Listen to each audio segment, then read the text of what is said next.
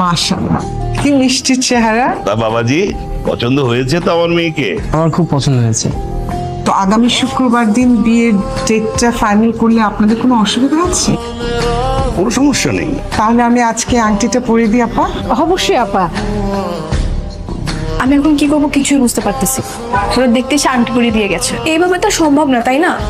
আমার বাবা মা যা চায় তাই হতে পারে না। আমি সবকিছু নিয়ে পালিয়ে আসবো। কি আপনি আমার রুমে কেন আসছেন? না আসলে হয়েছে কি, আমি আপনার পুরো বাড়িটা ঘুরে দেখছিলাম, তো কখন যে এখানে চলে এসেছি আমি নিজেও টের পাইনি। তাছাড়া পারিবারিকভাবে আমাদের বিয়ে ঠিক হয়েছে, আর অলরেডি আংটি বদলও হয়েছে। ধরতে গেলে আমাদের অর্ধেক বিয়ে হয়ে গেছে। এখনো কি তোমার রুমে আসার আমার কোনো অধিকার নেই? হবু বউ হতে পারি, কিন্তু আমাদের কোনো সম্পূর্ণ বিয়ে হয়নি, তাই না? আপনি একটা কাজ করেন, আপনি সবাইকে গিয়ে বলেন আমরা ছাদে গিয়ে কথা বলবো। হাই হাই, আপনি আপনি কে? নাদিয়া কোথায়? নাদিয়া আপার দিন শেষ, রহিমার বাংলাদেশ। মানে আপা আপনার সাথে কথা বলার নাম করে ভাগছে। ভাগছে মানে? মানে পালাইছে।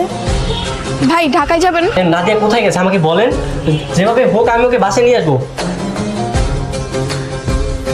বিদেশ থেকে লেখাপড়া করে এসে ভেবে রাস্তাঘাটে পত্রিকা বিক্রি করে বেড়াচ্ছিস, ব্যাপারটা কেমন দেখায় না?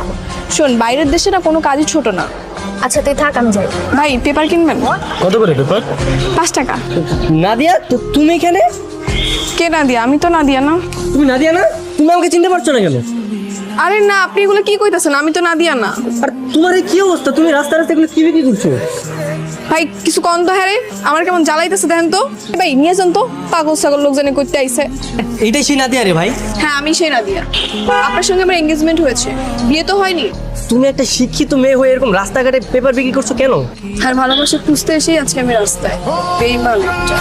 আপনাকে বলিনি, জানোয়ারটাকে বলেছি। আচ্ছা, আমাকে বিয়ে করতে তোমার সমস্যাটা কি বলো তো?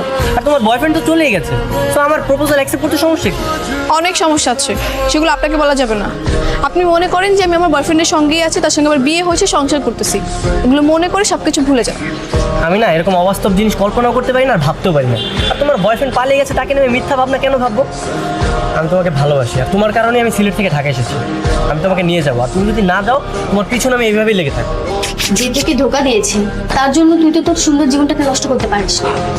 তুই তো বিদেশ থেকে পড়াশোনা করে এসেছিস, তোর মন মানসিকতা এমন হবে আশা করা যায় না। তোর কাছে তো কোনো কিছুই স্বাভাবিক মনে হয়। আমি রাস্তা রাস্তা পেপার বিক্রি করি, সেটাও তোর ভালো লাগে। লাগবে কিভাবে বল? বিদেশ থেকে পড়াশোনা করে আসা মেয়ে এভাবে দেশে এসে রাস্তায় রাস্তায় হকারি করে বেড়াবে, তা দেখতে কেমন দেখা যায় না? কি ব্যাপার, তুমি আমাকে এরকম এড়িয়ে যাচ্ছ কেন? দেখুন, আমার পিছন পিছন ঘুরে কোনো লাভ নেই। ঘরের ছেলে ঘরে ফিরে যান। তুমি খুব ভালো করে জানো আমি তোমাকে কতটা ভালোবাসি। তোমাকে ছাড়া এই ইট পাথরের শহর ছেড়ে আমি যাচ্ছি না। শুধু শুধু কেন এরকম অপেক্ষার পর দীর্ঘ করছো? আমি তো কোনো অপেক্ষার পর দীর্ঘ করছি না। আমি কি আপনাকে বলেছি আমার পিছনে ঘুরঘুর করতে? আপনি কেন ঘুরঘুর করতেছেন না? আমার আশেপাশের লোক খুব ভালো করে জানে আমার জেদ কেমন। আমি যেটাকে না বলি সেটা কখনো হ্যাঁ হয় না। তুই এখানে কেন এসেছিস? আঙ্কেল, আমি ওকে নিয়ে এসেছি। না, তুমি একদমই অমত করো না। দেখো, নাদিয়া লোকলজ্জার ভয়ে, লোকে কি বলবে এইসব ভয়ে আমার সাথে একদমই আসতে যাচ্ছিল না। আমি ওকে জোর করে নিয়ে এসেছি। কিন্তু মানুষ কি বলবে? মানুষ কি বলবে তার কারণে তুমি তোমার নিজের সন্তানের কথা ভুলে যাচ্ছ। আর তাছাড়া আমি তো তোমাকে বলেছি আমি ওকে অনেক ভালোবাসি। আমি তো খুব আফসোস করেছি আপা, আমরা মেয়েটাকে বিদেশে পড়ালেখা করালাম, অথচ আমাদের মেয়ে এত বড় একটা ভুল করে ফেললো।